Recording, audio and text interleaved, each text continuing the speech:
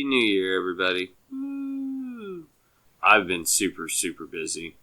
Obviously, I had to deal with the whole new car thing. I'm also in the process of moving.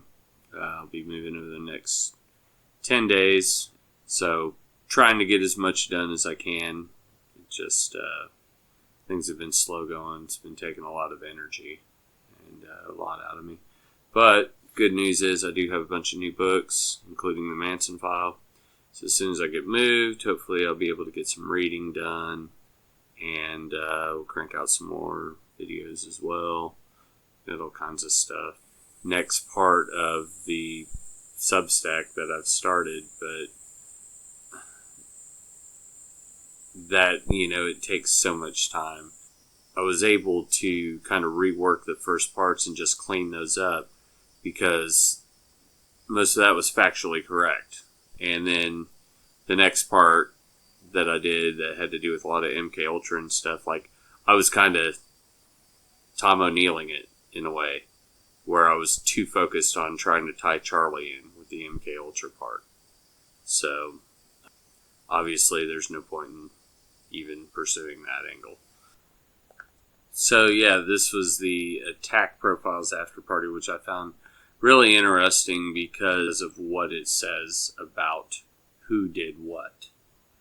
And I'm not even going to get into that now. Let's just go ahead and jump right into it.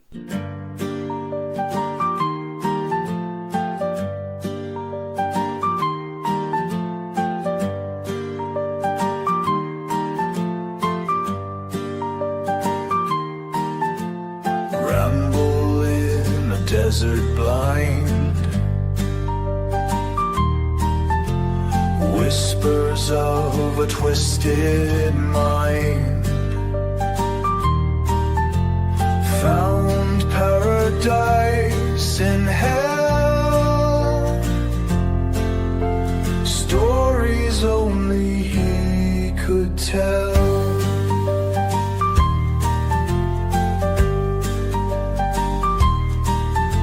Children of a broken dream. His unholy scheme. Promised lands through bloody hands, swept beneath the devil's plan. Manson's shadows on the wall, creeping closer to the fall.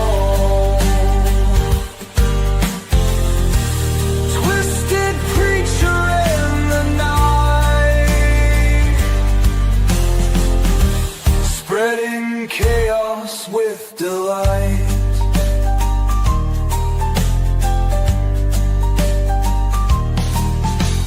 Desert nights in the eerie chance.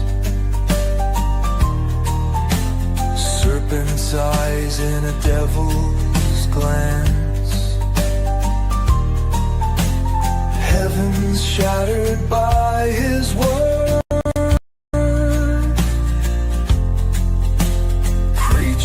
Madness so absurd. Hope crushed in wicked fire. Lost souls swayed by desire. In the dark they found their king. Caught in webs his lies would bring.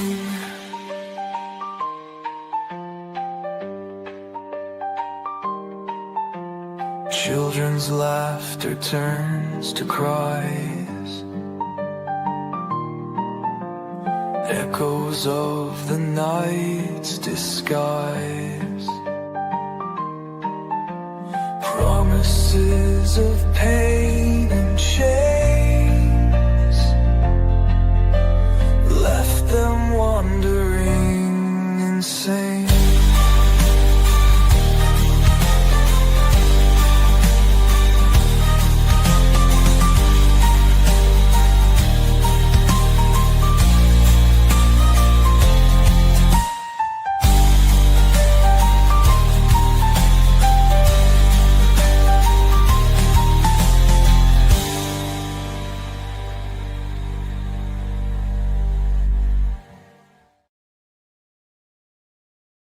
Right, hello. Still waiting for Jeremy to get here. But yeah, this is the after show. That's formal. There's not like a presentation for these. We're just talking randomly. Not always about the Manson case. But yeah, we were talking about Steve McQueen quite a bit, weren't we, in that? So probably carry on talking about him a bit. More about Garrettson.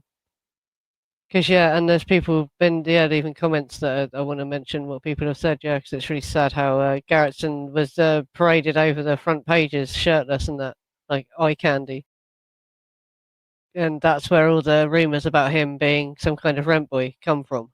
But if you actually look at him, I really don't think he was, to be quite honest. I can believe that Afterparty had some stuff going on at that guest house, but I don't think Garrettson was one of them. Yeah, I've heard of Gypsy Rose Blanchard. That's a fucking strange situation, isn't it? Oh yeah, she's out of prison and oh god, yeah. But I don't talk about on the channel. I don't talk about modern crimes really. I talk about vintage ones. So they're still being like more than 20 years old, basically. But yeah. My audience just want Manson. Yeah, they want nothing but Manson. But I wanted to cover the Acid King murder, that Ricky Casso lad, because that's a sad case as well. That was like really, he was totally misrepresented, and everything was absolutely just fucking insane about that case. And it's shocking that the people responsible for helping him, giving him drugs to deal, weren't busted and all that. And he was just entirely blamed on him and Satanism as well. Like Satanism actually had very little to do with it. That was another murder that was over drugs. So yeah, I would like to cover that one day. And John Benet Ramsey is now 20 years old, isn't it? So I could possibly talk about John Benet Ramsey now. All right, there. What's up? The Black Dahlia is an interesting one actually, because that's Hollywood, isn't it? Jack the Ripper is an interesting one, but there's loads of different. That's like the British true crime thing of the Manson case, because there's so many different offshoots and theories about who Jack the Ripper was and why and how, and so many different suspects. And person who did Black Dahlia never got caught. Yeah, it's another one that's unsolved, isn't it? Yes, like Jack the Ripper, they never caught Jack the Ripper either. Yeah, I'd be down to do JFK too. Yeah, with JFK, they didn't really. I don't believe Lee Harvey Oswald did it. Does anyone? Yeah, that's it. They didn't really get who killed JFK, did they? He wasn't. The wildest development about that is it's Woody Harrelson's dad was one of the actual hitmen that was shooting at JFK. That there was actually 4 of them all shooting from different angles. Yeah, and they don't know which one actually hit him, but Woody Harrelson's dad. It was the Secret Service agent was one of them. So there were 2 shots that hit JFK. You can see his head rock forward and back.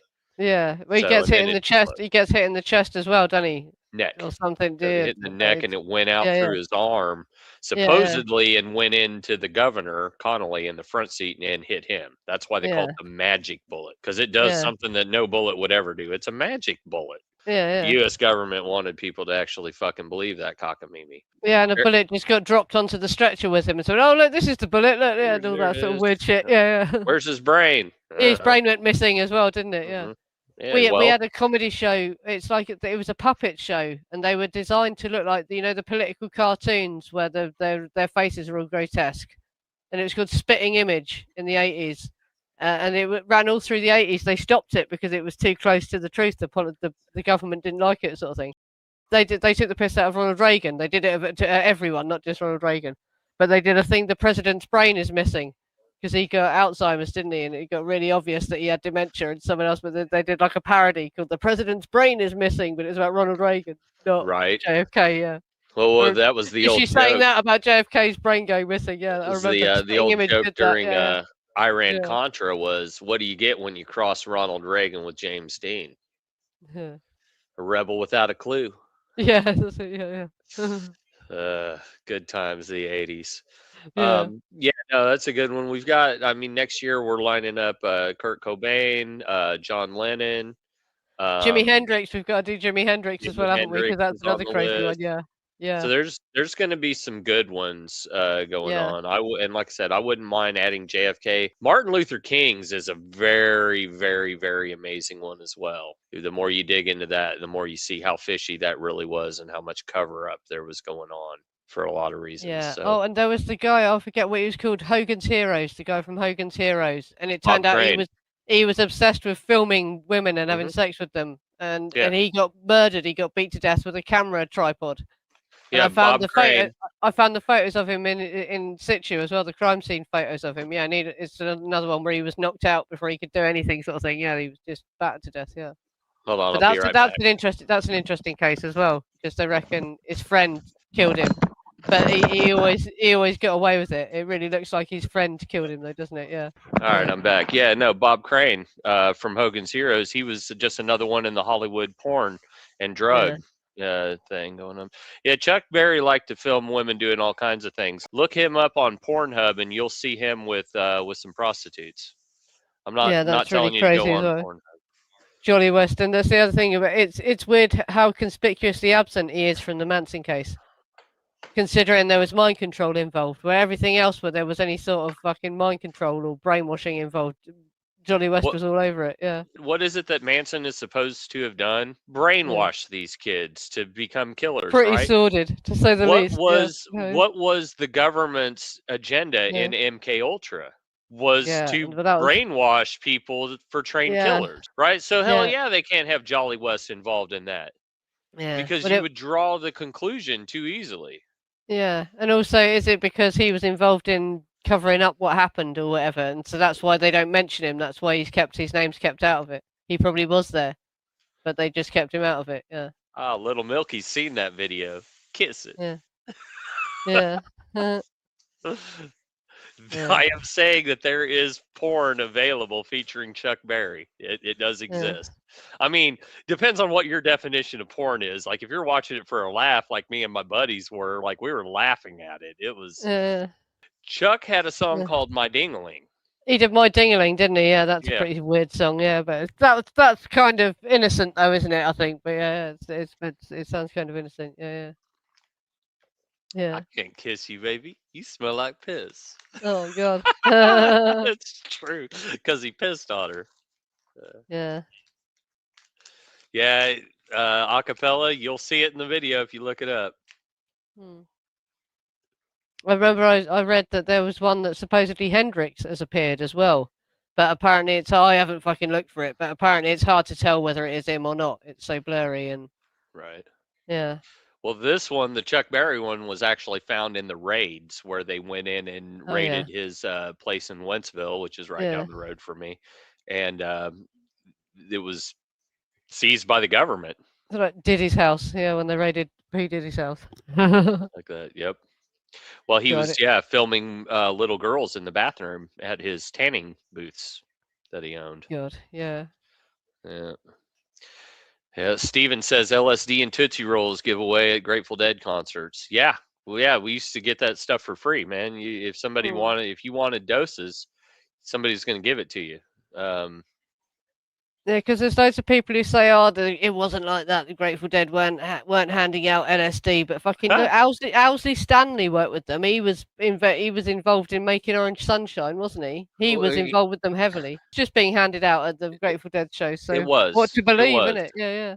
And I can attest to that. Yeah, I wasn't there in the '60s, but I was there in the '90s. They were giving away pretty much whatever you wanted. If you were cool and you were, there were people there selling stuff too, but I mean, you could get whatever you wanted for free, especially if you were a girl. Okay. Yeah. So well, there's a place in London called the UFO Club, and that sounds weird. There were times when they were just handing out free sugar cubes with LSD. They dripped it onto a sugar cube, and you suck the sugar cube. Yeah. Well, the electric Kool-Aid acid test. Why was it being given out? Who was giving it out, and why? You know what was going on there? Yeah. Who was supplying Owsley with all of this to make so much LSD? Because we're not talking small amounts. Yeah, we're and it moved to Wales after they got busted. Yeah, they supplied the whole world with fucking LSD.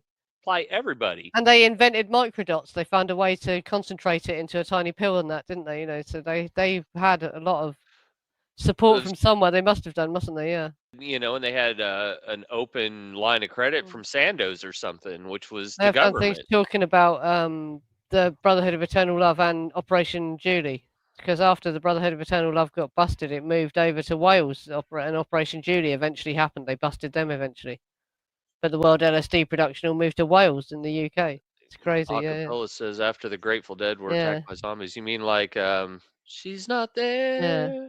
Like Rod Argent and the zombies, they attacked the Grateful Dead? I didn't know that. Yeah.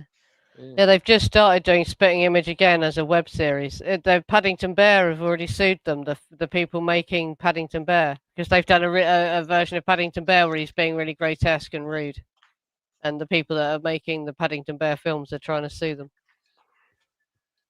Already. Johnny Rogers isn't wrong. Girls always do get free drugs. It's true. Yeah. So, yeah, they give you the drugs so you don't realize how crappy and self-indulgent the music was. They still do that. They call it jam bands. Yeah, go see Papadoggio or Pigeons Playing Ping Pong sometime and do it sober. Yeah. John Mayer, go see the Dead and Company sober. I dare you. Yeah. So where are your free drugs? Shit, man, I don't even do drugs anymore. I don't even take prescriptions. It's stupid. Yeah, multivitamins. That's called divorce. That's a different podcast. I've got one on that too. Dead Prudence by the Zombeatles. I'm down with that. Your sister goes to fish shows? I probably know your sister, like biblically. The proverbial no. Manson girl. Too buku. Well, Bob, here's the thing about Jolly West killing Tusco. I've heard that Steven said that didn't actually happen. Steven Erlewine, are you on this? Are you on this stream? Yeah, no, it did. And they actually had to put it down. The LSD didn't kill it; it just wouldn't stop convulsing, and they had to put it down in the end. Yeah. Steven has a story about that though, but yeah, Jolly West dosed. To get back on JFK, Jolly West dosed Jack Ruby while he was awaiting trial, and that's why they said Jack Ruby went insane while he was captured and was not competent to stand trial, because Jolly West went in there. Straight up fucking dosed him with a monster dose, a hero dose. Yeah. I don't know. I think he bloody overstated his own importance as well. In that Chaos documentary on Netflix, if you're interested in Jolly West, there are whole recordings of Jolly West talking about what he did at the Haight-Ashbury flat, or apartment, as you call it in America. Yeah, that Operation apartment Midnight Climax. Yeah. That wasn't Jolly West. That was earlier, wasn't it? That was a bit earlier in the 60s. Yeah. Really unimpressed with it. They could have made 10 episodes out of that instead of just one. Yeah, and they didn't mention Reese Morehouse and Dean Morehouse or Melcher, all the stuff about Melcher. They just went for the Jolly West stuff, which is the stuff that's a bit tenuous, really. They should have gone for more, And the stuff about Bugliosi removing documents and shit like that, all the stuff he found about Bugliosi conspiring with Melcher and that. And they didn't mention any of that. It was disappointing, yeah. Acapella Jolly's not an ironic name. It's actually short for Jollington. That was his name. Yeah, no, Jolyon. Jolyon. Jolyon. Yeah. Louis was his real name, Lewis. Louis Jolyon. Lewis. Yeah, Jolyon. Yeah, we definitely need to do a Dorothy Kilgallen episode. Yeah. She was amazing. Oh, I wanted to do a thing about quiz show. LSD scare movies as well. See if I can find any of them, the anti-LSD movies that were made. Art Linkletter, Diane Linkletter's dad made one apparently. I wanted to find that. And also, when I was looking into Jack Nicholson, I found out before he was famous, he and Peter Fonda used to make LSD movies, but LSD exploitation movies. Oh yeah, there's one called the films Trip. About people tripping, basically. There's one called The Trip with Peter Fonda. I'm Peter Fonda. We've just finished making a movie dealing with the most talked about subject of the day, LSD. I honestly believe it will be today's most talked about motion picture. The name of the picture is The Trip. Here goes.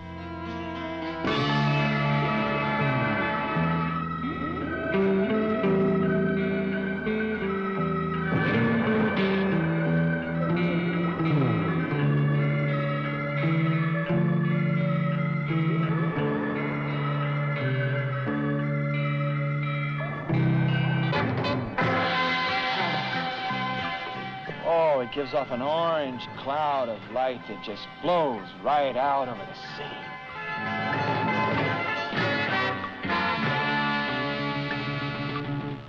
Beauty you cannot believe inundates you. Your world, the people world, is fragmented. Distorted.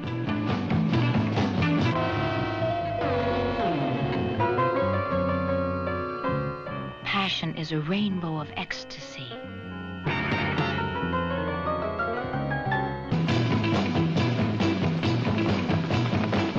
The messengers of death pursue. Terrify you.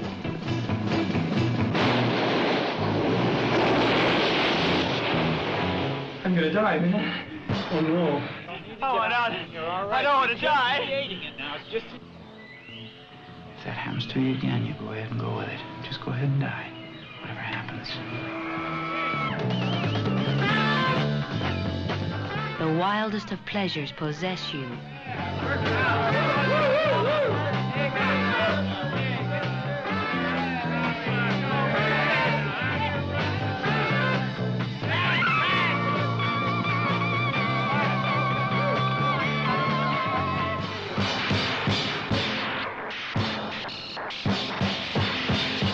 It will blow your mind.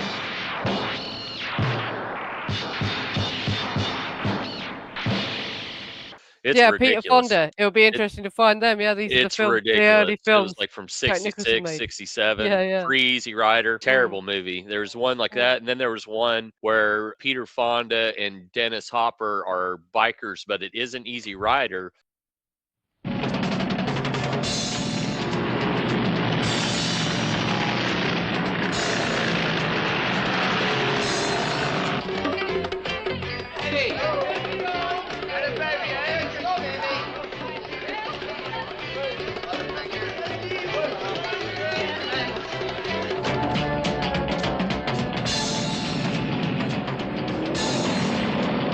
They're wild and no angels, law-defying, getting their kicks from violence and torture.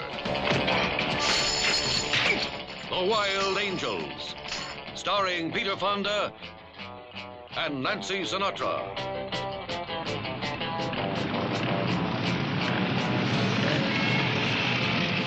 In the Angel Gang, if you're one man's woman, you're his old lady. Well, because the way I used to be and all, you know. I just figured that you thought I... You talk too much. If you're a mama, you're every man's woman. All right, everybody. We race up to that end of the canyon. The first one gets Mama Monahan. I'm ready.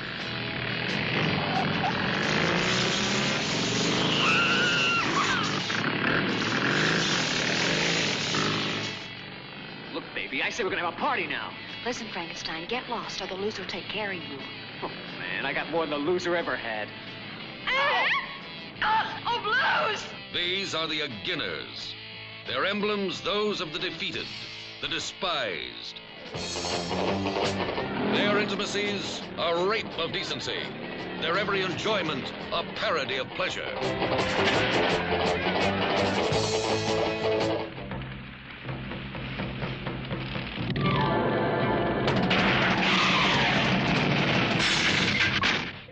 Yeah, we don't want nobody telling us what to do. We don't want nobody pushing us around. Just what is it that you want to do? We want to be free to ride our machines without being hassled by the man. And we want to get loaded. Oh, no, preach. Not children of God, but hell's angels. It's party time!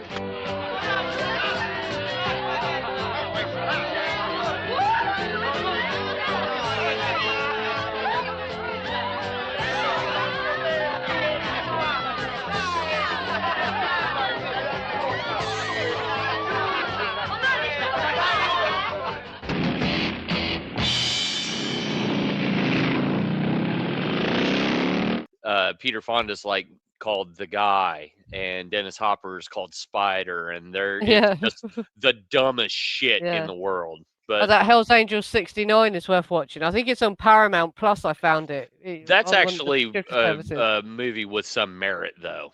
Yeah, well, some of it's a lot of it's quite shit, but yeah, it is a movie from beginning to end. It got made and it's got structure and that. Yeah, yeah. All those stupid hippie Terry the movies, Tramp and Sonny Barger and it, aren't they? all those stupid movies from the late '60s, early '70s made by hippies were fucking stupid. I tried to watch a trip on YouTube, says James Watson. Turned it off. It was so boring. Check out Rainbow Bridge with Jimi Hendrix and Chuck Wren. Everybody all over the world is going to pick up on that.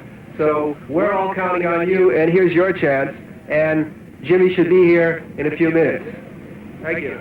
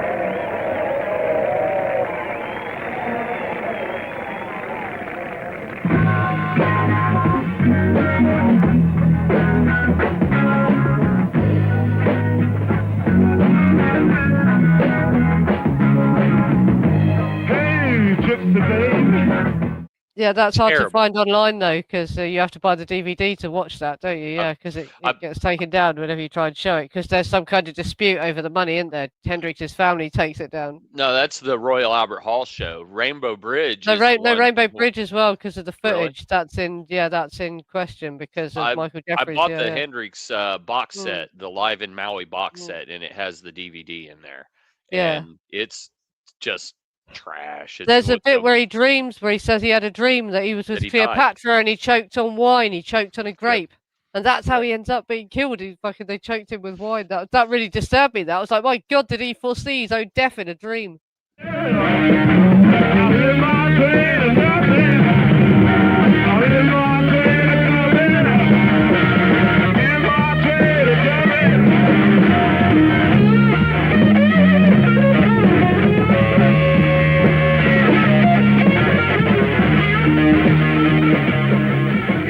There's no need in waving your flag of the good time flag type thing. Yes, I'm over the guitar. Well, are you? What happens to the person? Because then the good time disappears. They start talking about having a good time. Yeah, instead of talking about it, I guess you just have to flow with it, I guess. Then you're not doing it. It's not lasting forever. It seems like whatever. Did you ever feel you being totally out of your body? Actually going somewhere, but not taking your body with it? Outer space? You've been? Yeah. Where do you go when you go? I don't know, man. It seems like it's this little cinder in space that's just rotating, constantly rotating. And there's these souls on it. And like you're sitting there like as cattle at a water hole. There's no rap actually going on. There's no emotions that are strung out, actually, you know. Next thing you know, you be drawn to a certain thing. And all of a sudden, like it's bright. And you see yourself being the page being turned. And see yourself next to a soldier being cut down. You know, you arrive on a scene as where everything is beautiful, lush green, brighter than day, low air pollution. And like you see a completely crystal scene of a soldier being shot down. And all of a sudden you feel yourself helping that soldier up. But not his uniform, but you're feeling yourself helping another vibe, another sense of that soldier. It seems like a soul of him, you know, you're helping him up. And then you whisk back to the water hole or the oasis of the soul. And you're sitting there and you're rapping again or something, eating banana cream pie, and all of a sudden, the next thing you know, you see, looking yourself down at the left paw of the Sphinx and the tomb of King Blah and his friendly Phaeacians, and it's all-night social workers with mattresses tied around their backs, screaming, curb service, ain't right to all the bill, curb service, you know, with the third eye in the middle of the pyramid. Then we find ourselves drifting across the desert sands, dry as a bone. Still going towards home. And then finally find yourself as Cleopatra, up here giving you demands at the same time begging you for fetishes. Invent something or else I'll kick your ass. Well, that kind of scenes. All of a sudden the girl forms to be Cleopatra. Peel what? And all of a sudden the Hawaiian mountains open up and call out and say, excuse me for while I another 13,000 feet, we go higher and higher, and Cleopatra has this beautiful raven hair, and what are you supposed to do, man? Except lay there and play the part. And so I'm laying there playing the part. The grape chokes me almost, but I can't let the joke come out, because, you know, I have to be together, right? So I said, oh, groovy, great wine there, Cleo. Oh, hell, I mean, let's get it on. Forget about all that stuff back there. And forget about you and your scene. Let's just go out in the hills and relax and live. No, but I have this conscience. Oh, let's do this. Oh, let's do that. Oh, forget about it, Cleo, man. You're a woman, I'm a man. Come on, let's get it on, man. Let's go out and get ourselves a grapevine out in the valley somewhere up in the side of Mount CVI or something. I don't know, hell. No, no, no, no. My parents, my traditions, my snake. Oh, you bit me in the ass again. You nutty asp. My God. But he was that switched on through taking all the acid and being spiritually aware. Maybe he did. They was trying to warn him or whatever, you know. Yup. Yeah. Those yeah, but that's in mad. Rainbow Bridge. Watch Rainbow Bridge. For real. Jimi Hendrix actually says that. He says he has a dream. Where he's drinking wine with Cleopatra in a pyramid. He's in a pyramid drinking wine with Cleopatra. The footage with Hendrix. Yeah. The footage with Hendrix is the only thing worth watching in that movie. The rest of it is pure fucking shit. To have to sit through it to get to the Hendrix part is horrific. Yeah, because it's about promoting their little commune thing, innit? Yeah, it's like a cult. Commune. It's Yeah, called a cult. cult. Yeah, and they're all drug-free, drug and alcohol-free as well, aren't they? That's the boring But thing Hendrix about it. is Yeah, fucking lit you off don't his see them, mind. He's fucking stoned to the bejesus. Yeah, well, they drink beer with him, don't they? They start drinking beer with him. It's like they have to have a beer with Hendrix. And they look fucked because they haven't drunk for months, obviously, have they? They've been off on this fucking island.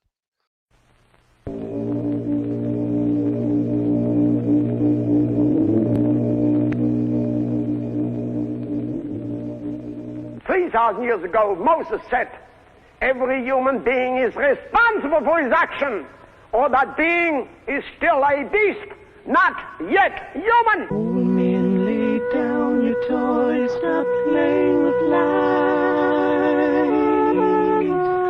The moment of concern is here. The games you're playing are out of style. Oh, dear.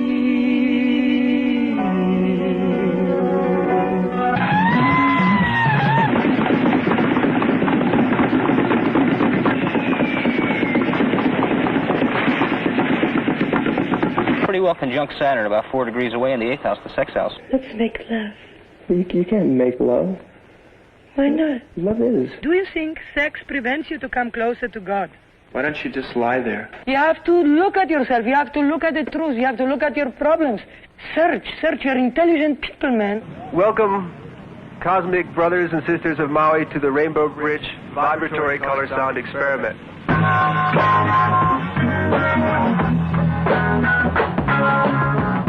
Hey, gypsy baby, where are you coming from? She looks at me and smiles and stares out in space. I'm coming from the land of the new rising sun. Sure, Foxy Lane.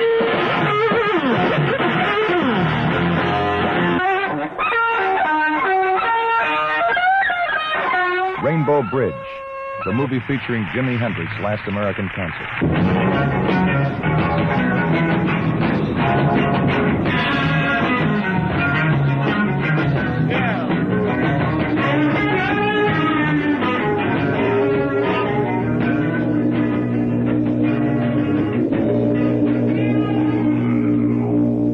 You think the power elite wants you to know what you can do?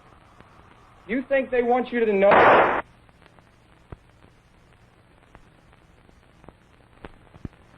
Yeah. And it was Dick Van Dyke's birthday yesterday, wasn't it? And he's still alive at 100. Yeah, the acapella, that Dorothy Kilgallen thing's wild. I've watched a couple of documentaries about her. And yeah, tying that into the JFK thing would be the way to go. I would like to do, if I was going to do something, I would like to do a Dorothy Kilgallen JFK episode, if that makes sense.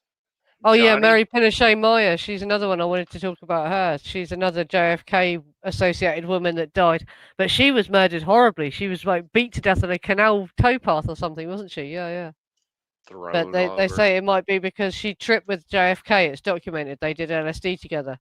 And they were worried he might have told her stuff because he had told Marilyn Monroe about the Roswell incident or something, hadn't he? They ain't even got to be worried that he told her stuff. All they have to be Yeah. worried about is that she's going to tell people she tripped acid with the president. Boom. Yeah, but you're no, hit. You're done. back then it was a LSD therapy or whatever, wasn't it? Cary Grant did it in that, so they could have got away with that. That wasn't shocking.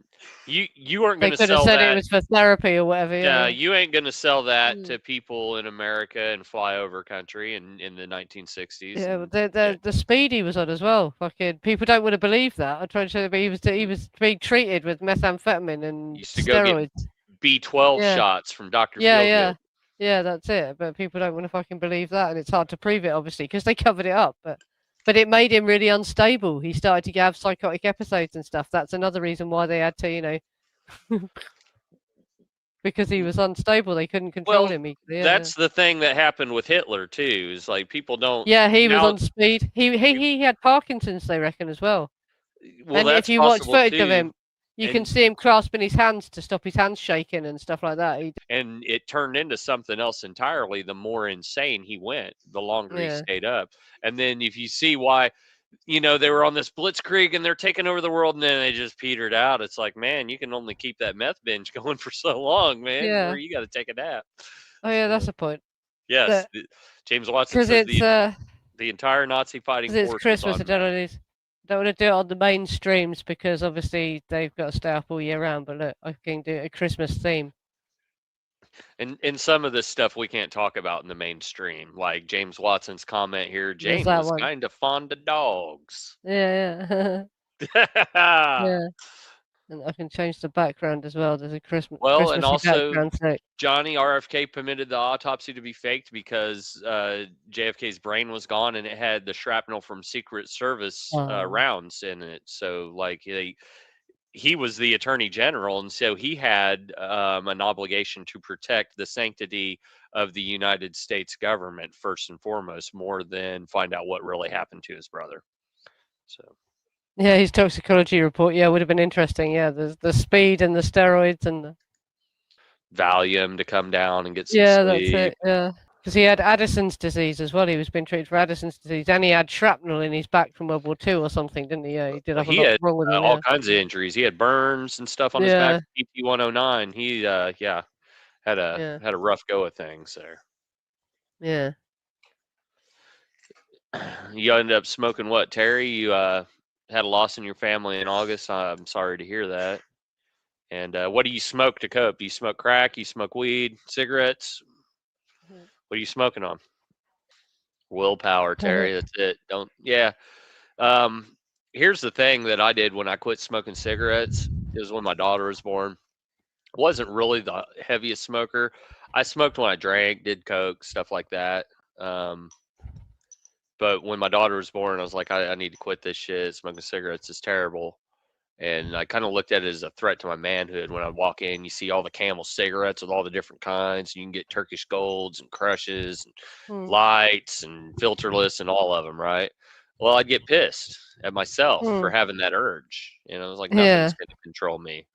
They're not allowed to advertise them in the UK anymore, and there's no bloody no pictures on the packaging or anything. They have to be in plain packaging.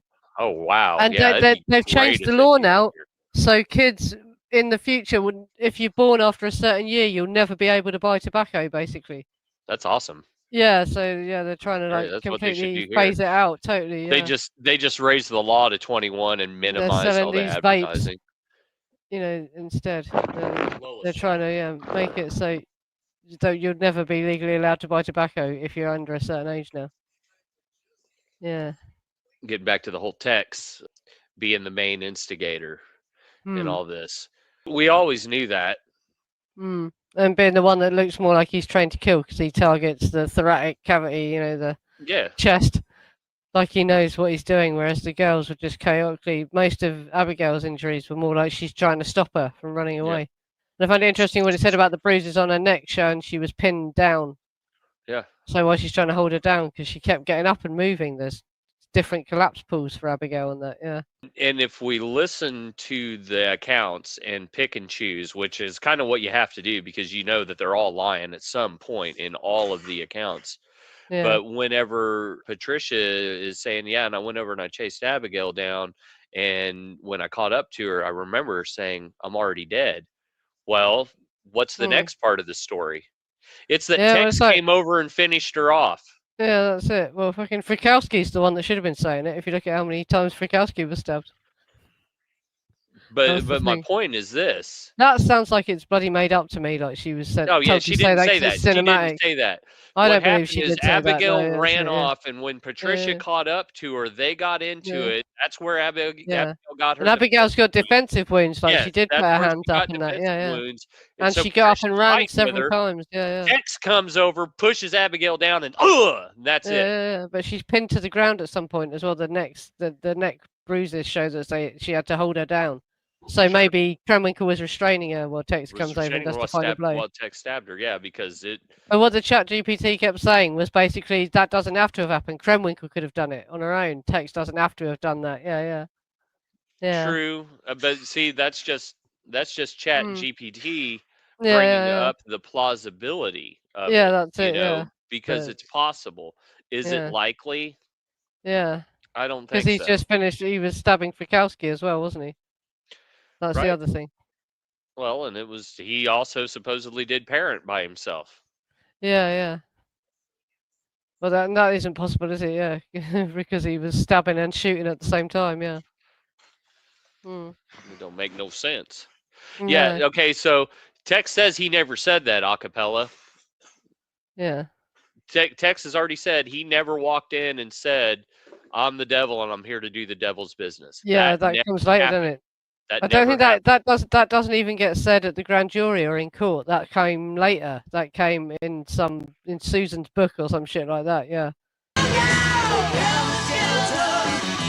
But because I've read the grand jury testimony in that. Susan never said that at grand jury, and I don't know if Linda Kasabian wasn't in the house, so she can't say, can she? She's supposed to say she just stood outside. Yeah. Never went in the house. Yeah, so that didn't get said in court. That's not official that he said that. That's like just come out later. Again, if everything happened on the porch, then did that happen at all? And I don't think that it did. Yeah, she was stabbed in the stomach. That's the good point they made about Abigail's wounds as well. That most of the wounds are not to her chest, so it's like Krenwinkel wasn't trained to target her chest. That sort of thing, you know. Well, and then just this one final wound. Yeah. Clifford says, have you ever looked into how many of the stab wounds were superficial or moderately deep, non-life-threatening? That's what Nancy did with the chat GPT and the forensics. Yeah, and on those diagrams, they only mark the major wounds, so not every wound on her is marked. Yeah, the more superficial ones aren't marked. Yeah. Because Abigail had surprisingly small amount of wounds compared to Rosemary. They said Frykowski it supported several people stabbing him, yeah, so he must have had ones that had less depth, you know, so someone who was weaker did it or whatever, yeah. Acapella, he says maybe they came up with Devil's Business when they were writing the script for the 1976 Helter Skelter.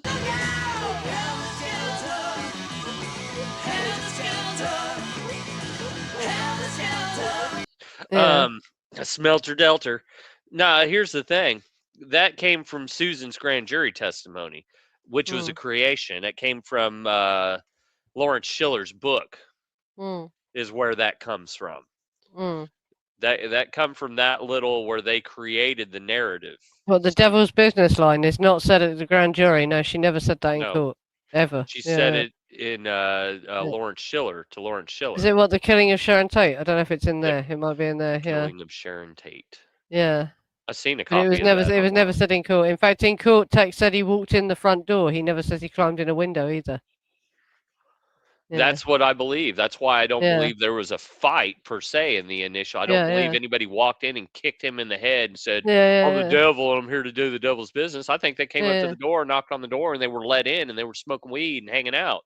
And that Tex and Linda were in the living room talking to him, doing the dope dealing shit, while the girls were back there creepy crawling, looking for the videos and the drugs.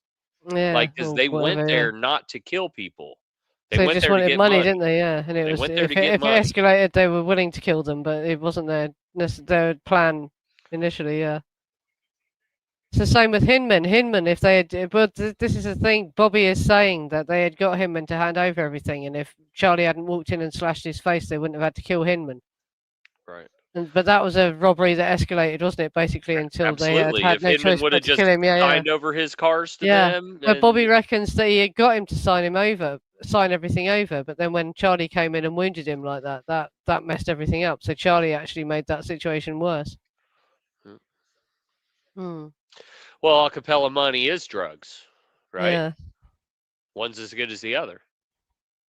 Yeah.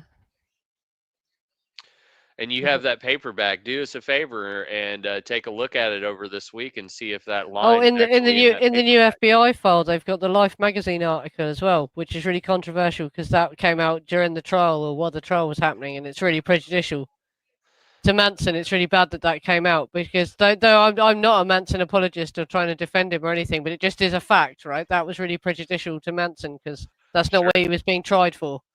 He wasn't being tried for all the being a pimp. He was being tried for the murders, wasn't he? So that shouldn't have been brought up, and it was. It was really prejudicial. It's not fair. I got to go back. James Watson's offended we didn't hit this one up, but the killers walking up Cielo that night. Hey, do any of you guys hear cocktail shakers? Yeah. Because it was so quiet. Yeah. That one of the killers would later say that they could hear the sound of cocktail shakers. Yeah. In the canyon. No, I don't think he says it because that's the first fucking few lines of Helter Skelter, isn't it? I don't think he says the killers heard them. He just said cocktail shakers could be heard. It was so quiet. Yeah. I'll clip it into this whenever I post it up. Yeah.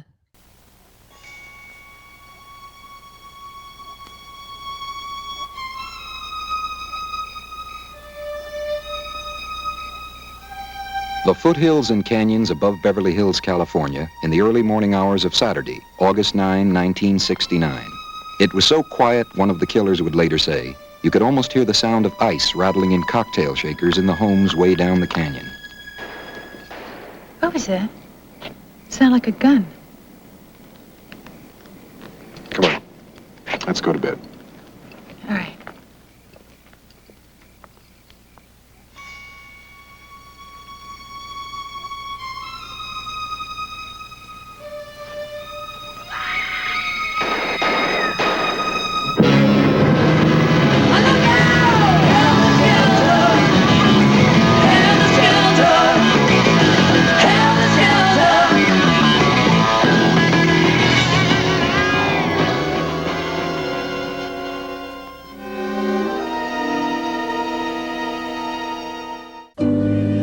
From the crimes that horrified the world. Oh my God, Darren. From the best-selling book that revealed every true and bloody detail. Now comes the motion picture that has already shocked 100 million Americans.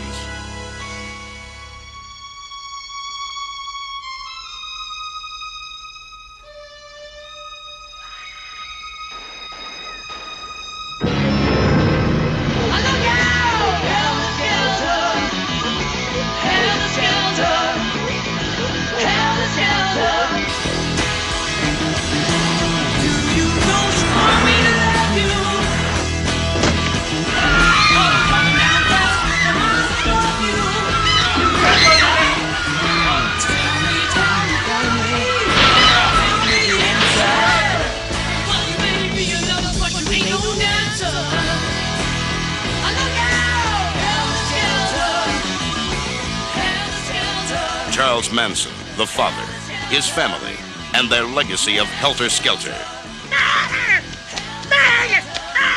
Now, Lorimar Productions brings to full life Helter Skelter, the #1 bestseller, the true story of the Charles Manson murders. I just kept stabbing her till she stopped screaming. I just wanted them to stop! If you don't stop, I'll have you removed. I've got a little system. Call the next witness. You think I'm kidding? Ladies and gentlemen of the jury, Sharon Tate, Jay Sebring, Abigail Folger, Wojciech Frykowski, Stephen Parent, Lino LaBianca, and Rosemary LaBianca are not here with us now in this courtroom. But from their graves, They cry out for justice. You have just judged yourself. The world had never before witnessed anything like the Manson family.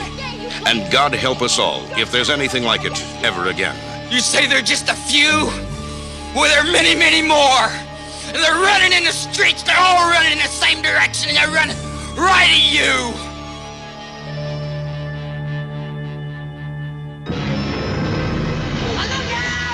Helter Skelter, the true story, the whole story. Yeah, but he was just entirely writing a movie narrative, wasn't he? Hmm? To cover up what really happened. Hollywood. And I don't think they expected it to hold as long as it had as well. I think it was just a temporary measure, and they were just hoping it would hold as long as it would, and they were probably Didn't shocked think that it has anybody held would as give long a as it had. shit 50 years later. Mm. Did not foresee that you and I Yeah. would be sitting here on the internet with all these awesome people talking about this shit Well, in that's it, 2025. yeah. But that so many of the records would be public now, and people could actually look at it for themselves and say, "Yeah, wait a second, this doesn't make any fucking sense. This doesn't add up." That's it. That's what gets you about this case, because it's crazy that this actually stood up in court and they were convicted of this, and none of it actually adds up or makes any sense. Well, the jury had to just be fucking tired of it by that point. They'd been Yeah. sequestered for what, 9 months or some shit. Yeah. They just wanted to go home. Yeah. They It's didn't care crazy. anymore. Fuck it. Send Control. them all to prison. Send them all to the Mm. gas chamber. We don't care. We're going home. Yeah. They did it. They said they Yeah. did it. And at the penalty phase, the thing Day Shin got Susan to say as well made her look loads worse. That's where they're supposed to decide whether to give her the death penalty or not. And she made herself look a million times worse. They all did at the penalty phase. Yeah. Can't even find the transcript of what Krenwinkel said at the penalty phase as well. I can just find a few newspaper articles about it. So why don't they want us to see that? Why can't anyone find that? Because all of Leslie's is there, all of Susan's is there, but none of Krenwinkel's. Yeah. Nancy's my surrogate smoker too. Yeah. She smokes enough for all of us. Yeah. Fucking yeah. So, Yeah, it well, definitely says one of the killers said you could hear ice in the cocktail shakers, and that's just the Yeah. dumbest shit in the world. Again, was that? No, it says from- one of the killers. I thought it Yeah. just said. I thought it just said. Yeah, that they could be. he heard, said so, that, and it has to be Susan Atkins in that stupid fucking book. Yeah. Well, fucking that whole thing is controversial, isn't it? Yeah. How can you believe a single thing that she says? Yeah, And well, they then- shouldn't have been writing down what she was saying at that point. She was insane. It's ludicrous that they were listening to her, and that it got published. And Lawrence Schiller, it's not on his website. He doesn't advertise it. He advertises all the other books he's been involved in, and he's done lots of books about all the controversial cases. Why did JFK, Bugliosi- Patty Hearst, all of them. Yeah, why did Bugliosi wait until the penalty phase of the trial to put Crowe on the stand? Yeah. Because they couldn't find him at first. Yeah, the They- footage of him is really interesting as well. Have you seen the media interviews with him? Sure. When the guy says, "Did Charles Manson shoot you?" and he stands there going, and they go, "Yes or no, just yes or no," and he goes, "Well, he might have." Told that Charlie Manson shot you. Is that true?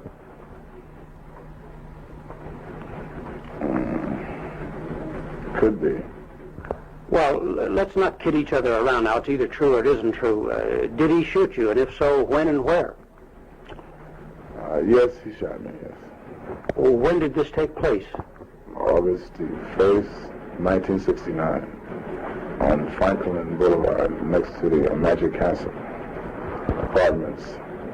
Mm-hmm. In an apartment house? Yes, an apartment. Well, now, why? I refuse to answer the grounds on me. Well, is there some reason why you'd rather not answer that? Answer that question. Well, let me ask it this way. Was it a personal dispute of some kind, or what? Yes, sort of. Yeah. It's a personal dispute. Well, was anyone else involved? Yes. Well, who was that? Charlie Watson. You mean Tex Watson? Yes, Tex Watson. Well, were you having a dispute with Tex and Charlie interfered, or how did it happen? I don't mean to push you on this, but since you have admitted that he shot you, I'd like to know why.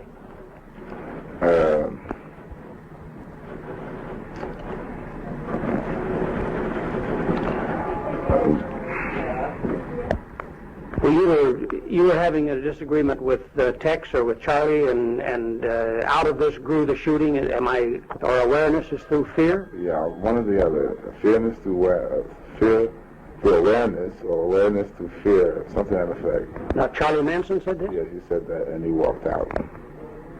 And he walked out without his shirt?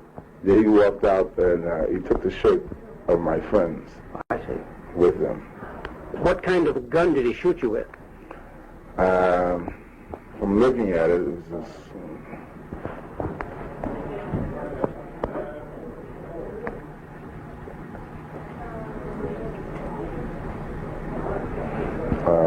just a revolver.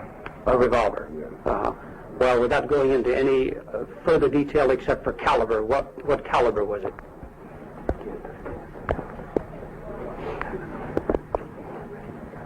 I will not comment on that. Oh, all right. You won't even confirm it, yeah. It's like, Yeah, he never went to the police. He never. Oh, and there's went... footage of Tom Harrigan as well. I've got to show that. And there's a new picture of Tom Harrigan and some more Bring it newspaper up. articles about Let's him do it right now. in the FBI file. Let's do it now. Oh, I haven't even uploaded the FBI file to the slides here, I don't think. A 27-year-old black syndicate drug dealer known as Lotsapoppa, and he lived on Woodrow Wilson Drive, 7008, so the same road as Mama Cass, who he sold drugs to, and Abigail Folger, apparently, as well. Charles Manson told Nicholas Schreck that Abigail Folger bought drugs off Bernard Crowe. And it's definitely possible because he lived in the Hollywood area and so was serving drugs to all these people. And he may have even met Charlie and everyone at Mama Cass's house. We don't know for sure that he didn't because they were hanging there all the time. And yes, so this is just like who he was, how they came to get involved with him, and how Tex came to get involved with him, and ended up burning him for the drugs. Taking his money basically. And after this shooting, he was arrested in 1970 with 3 others for a $250,000 forgery and burglary ring, and they seized 100 credit cards. And so this could be another possible way he could have known the Manson family, because they did a lot with credit cards as well, didn't they? Yeah, and he's supposed to have been known to Dennis Wilson, everyone, basically. Yeah, right. So, yeah, but that's just another weird way that they could have all known each other, through the credit cards. And then, right, and then this is Rosina, was initially David Neal's girlfriend. And Tex moves in with them after he leaves the ranch in December of '68. And then David gets drafted to Vietnam, and so she becomes Tex's girlfriend, and they sell drugs together, basically. And at some point they travel to Mexico, and she has an abortion, which upsets Tex. And also there's some speculation that he felt that she'd ripped him off in some way. And he returns to the ranch in February of '69. But another crazy thing, there's been this picture circulating for ages that people are saying is Rosina Crowe, but it's not. And we've actually found the original source for this picture, just some random photos of a woman called Janet. And the real Rosina is the woman on the right. Right, and so this is what he does, basically. He calls Rosina, this is on the 1st of July, 1969. He calls Rosina, possibly seeking revenge, tells her they have $100 to buy $100 to buy a kilo of grass, but the vending machine connection will only sell 25 kilos for $2,500. She calls back saying she knows someone who'll buy the rest. She invites Crowe over, because it's Bernard Crowe, obviously. He arrives with his friends. He doesn't trust Tex, so he drives them over to the connection himself. And when Tex goes in, he warns him Rosina will face the consequences if he doesn't come back.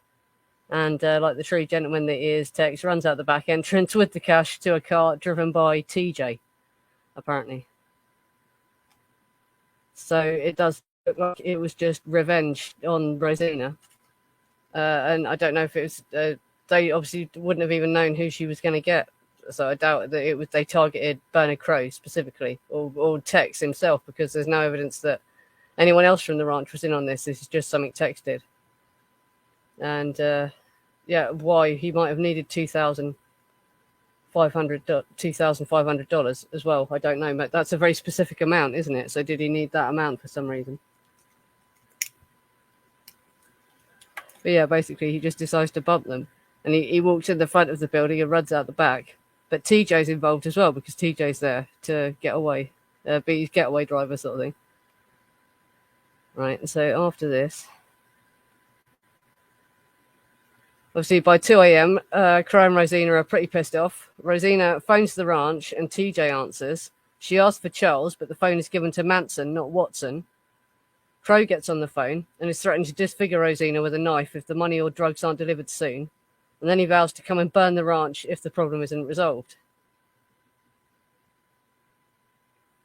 Right, so like, yeah, basically in a case of mistaken identity, Charles Manson ends up hearing about this. And Crowe gets the phone off Rosina and says he's going to disfigure Rosina and he's going to come and burn the ranch down. And he makes threats. He makes threats, basically. And so, yeah, this is Charlie's quote from the William Scanlon Murphy interview. He says, "I told Tex, go down there and face that man. Don't drag your shit to my door, man." And he said, "I can't. He'll kill me. He'll kill me." I said, "If you're scared, run home to mother."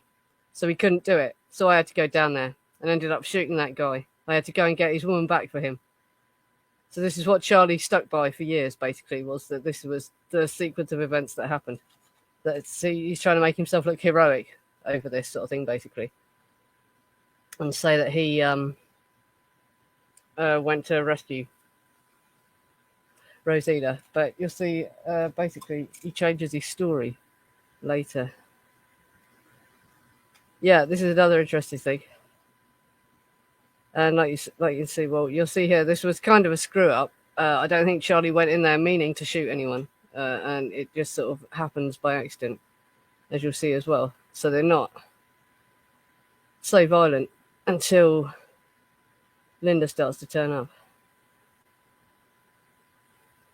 Hi there, Jimmy. Yeah, we're just getting into the Bernard Crowe thing. So we're just getting into the point where Charlie arrives at the house and it gets crazy. Right, so TJ drives Charlie over to Rosina's. They take the bunt line later used at Cielo Drive with them. So it is actually the same gun that was used at Cielo Drive, apparently. They arrive at 3 a.m. Rosina opens the door and is hysterical and angry as she was expecting a cut of these drugs. So it's Rosina who opens the door. She wasn't tied up at all, right? For years, Charlie has said she was a hostage he went to rescue. But in 2014, he finally admitted to Nicholas Schreck that as soon as he arrived, he realised he'd been scammed. Crowe was not even there when they initially arrived. She wasn't being held hostage. Rosina just wanted the money or the drugs. Crowe came back shortly after they arrived with his henchman, Scorpion Jim. Crowe threatened again to burn down the ranch if he didn't get his money. Right, so you can see there, in the Manson file, basically, Nicholas Schreck says that in 2014, Manson finally changed his story about what had actually happened on this thing. And when he got there, obviously Rosina wasn't tied up. She opened the door, and Crowe wasn't even there, so she wasn't being held hostage. My moon lamp turned itself off. Oh, thanks. Yeah. Right, and yeah, she wasn't held hostage. She just wanted to get someone over there so they could try and get their money or the drugs back because she was expecting a cut of all these drugs, obviously.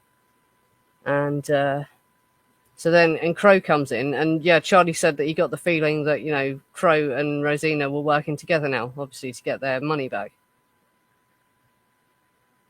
So it wasn't how they said it was, basically. And then Charlie then allegedly offered his life in exchange for Rosina's and took out the gun to give to Crowe, which he interpreted as a threat, and moved towards Charlie, causing Charlie to fire the gun. But the whole thing, this whole thing about him allegedly offering his life in exchange for Rosina's, comes into question now because Charlie later admitted that actually she didn't. She wasn't being held hostage anyway. So you know, whether he really said that or not, and this is how he ends up firing the gun, right? But anyway, the gun initially didn't fire as many as 4 times. Charlie kept his cool and reassured the dealer that the empty gun showed he meant him no harm. But Crowe later said in court that Manson told him the gun was loaded, and then it actually did go off, and Crowe was shot in the chest. Charlie then said, "Awareness through fear is where it's at," and took the fringed buckskin shirt that Scorpy was wearing, that Charlie was finally arrested in at Death Valley. So that's another mad thing. That's where Charlie apparently got the buckskin shirt that he's wearing when he's arrested in Death Valley from one of Crowe's henchmen after he shot Crowe. He then takes the guy's shirt. And the gun initially didn't go off. And he tried to say that, well, this shows I mean you no harm, that the gun's empty. But then the gun accidentally apparently does go off, so they say. Mm-hmm. Oh, and hello to everyone that's looking on watching on Facebook as well. If anyone is, I can see someone's just like the stream on there. Yeah, your comments will show up. I'll be able to see you if you leave any comments on that stream. But yes. And the strange thing he says there, Charlie then said, awareness through fear is where it's at. And then apparently walks out. They go. TJ and Charlie go. And so the aftermath of this, and what a lot of people don't know, really is because they try and tell you that, well, despite what the official narrative tells you, Charlie was actually making progress in the music industry up until this point. Terry Melcher had planned to make an album with him and the girls called The Family Jams. The cover art had been taken, and they were making a film about Charlie and the girls and life on the ranch. Then when this incident occurred, everyone dropped him and didn't want to know him, and doors closed on him, etc. It said that everyone believed Charlie had killed Crowe, but how could this be? Because Crowe was a well-known drug dealer. People must have known he lived.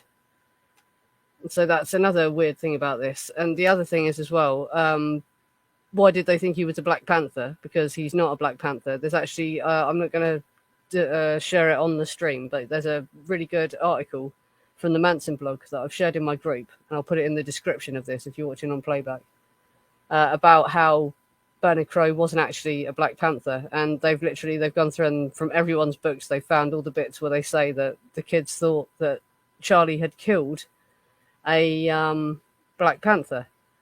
And but this is the crazy thing, because Bernard Crowe wasn't a Black Panther, and he was well known to everyone. He was a drug dealer that lived on Woodrow Wilson Drive, and so people must have known he wasn't dead.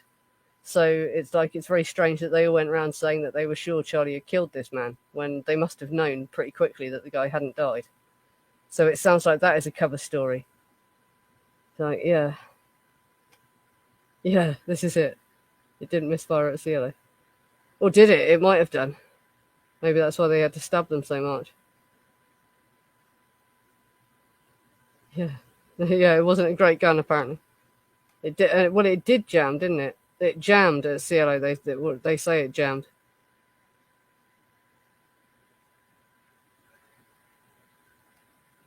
Yes, it did. It jammed, didn't it? Yeah, whether it actually misfired or not. But yeah, that's the other weird thing about this, the official narrative on this. If you listen to, what they tell you about this, it's like they said everyone at the ranch believed Bernard Crowe was dead, and that Charlie believed he was dead, and they believed he was a Black Panther, so there was going to be retaliation for that.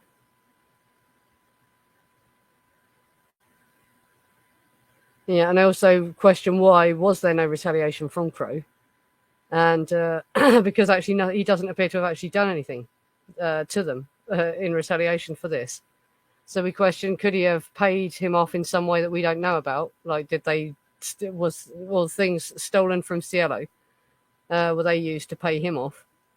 Because did they come to some kind of private agreement with him, basically? And also the other significant thing about this is Tex refusing to go to this is bound to have gotten bullied by the rest of the group, and so it may explain why he finally became so shockingly violent, as he had to prove himself after the humiliation of Charlie stepping in for him before. And he had to then also repay Charlie for doing this. And there are, quotes from Charlie in interviews where he talks about that, about Tex owing him.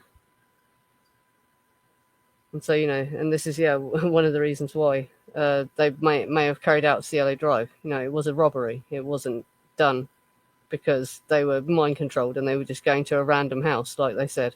Or like they tried to tell you in the official narrative. And like I say, also the fact that Charles Watson refused to go and get Rosina shows that he wasn't mind controlled or robotically obeying Manson. And the fact he left the ranch for all those months before he went back.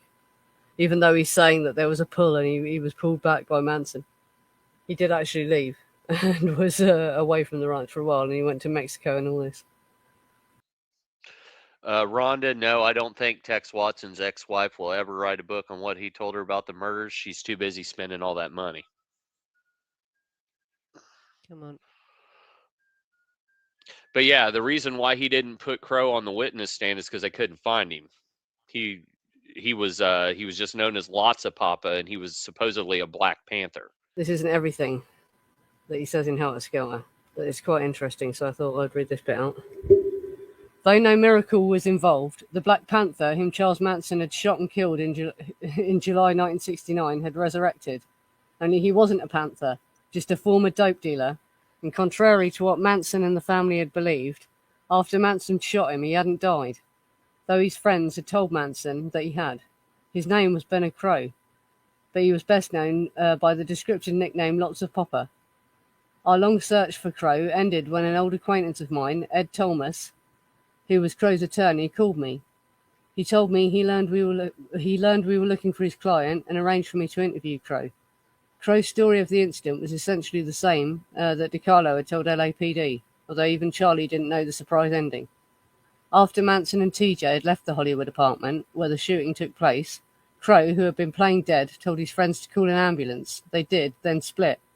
When questioned by the police at the hospital, Crowe said he didn't know who had shot him or why. He nearly didn't make it. He was on the critical list for 18 days. The bullet was still lodged next to his spine. I was interested in Crowe for two reasons. One, the incident proved that Charles Manson was quite capable of killing someone on his own. Though I knew I couldn't get this into the evidence during the guilt phase of the trial, I was hopeful introducing it during the penalty phase, when other crimes can be considered. Two, from the description, it appeared that the gun Manson had shot Crowe with was the same .22 caliber Longhorn revolver, which just a little over a month later, Tex Watson would use in the Tate homicides. If we could remove the bullet from Crowe's body and match it up with the bullets test fired from the .22 caliber revolver, we'd have placed the Tate murder weapon in Manson's own hand. Sergeant Bill Lee of SID wasn't optimistic about the bullet. He told me that since it had been embedded in the body for over 9 months, it was likely that acids had obliterated the stria next to an extent where a positive identification would be difficult. Still, it might be possible. I then talked to several surgeons. They could take out the bullet, they told me, but the operation was risky. I laid it out for Crowe. We'd like to have the bullet and would arrange to have it removed at the Los Angeles County Hospital. But there were serious risks involved, and I didn't minimize them. Crowe declined the operation. He was sort of proud of the bullet. He said it made quite a conversation piece. Yeah, this is a good question as well, because there's no police report for her that anyone's ever found of her being interviewed about this, because this all happened at her apartment, apparently. And you would think when an ambulance shows up because someone's been shot, wouldn't the police investigate that?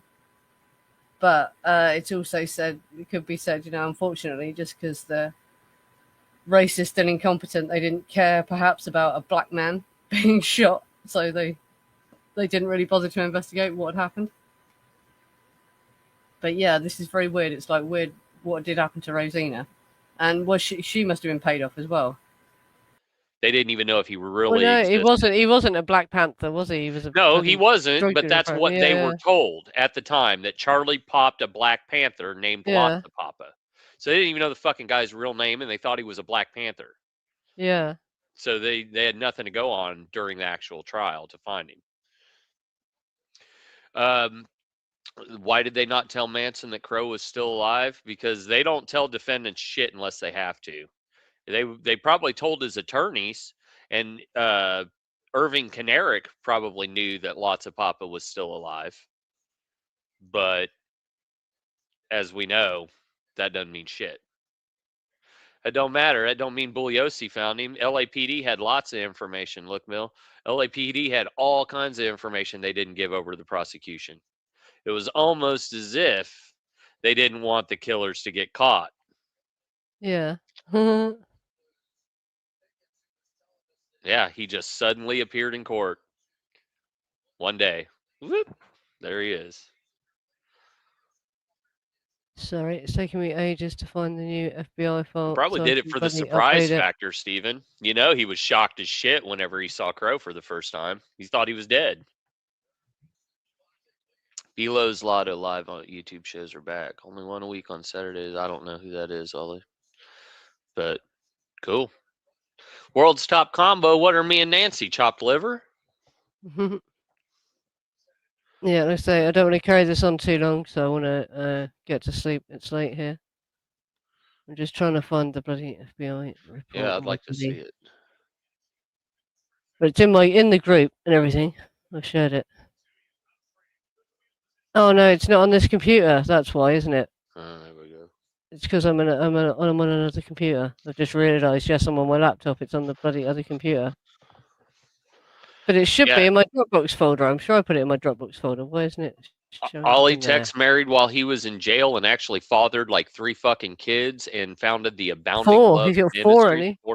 4 kids, had the Abounding Love Ministries, became a millionaire through his ministry. And then after like 20 some odd years, his wife I don't know if he became a millionaire, but yeah, he funded the birth of some of his kids and that, didn't he? Controversially, yeah. She's a millionaire. He's not. He's in jail. But then whenever California ended the conjugal visits, they got a divorce. And Jack Ruby suddenly appeared with Jolly West. James Watson says, all these scumbags can pull women even while still in jail, and here I am walking around free, not getting laid. You're not toxic enough, sir. Get you a felony, get some drug charges, don't have a job, and they'll be all over you, bro. If you need somewhere to live, you could be a hobosexual. Even Hitler had a girlfriend. That's right. You can be the most toxic. Yeah, mistresses and a wife, didn't he? Yeah. Anyway, I want to end this now because I'm fucking pretty tired anyway. So, yeah. Well, I'll see you all next week. Yeah. So, yeah. Hobo, James, hobosexual. Just like Lone Blue Wolf says, you're not toxic enough. Y'all be safe. Have a great week. Yeah, good night, everyone.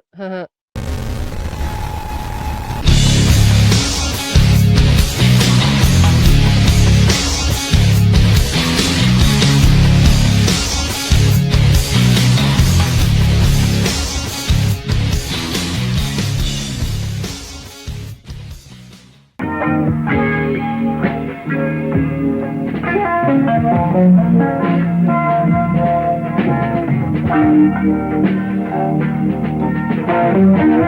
you.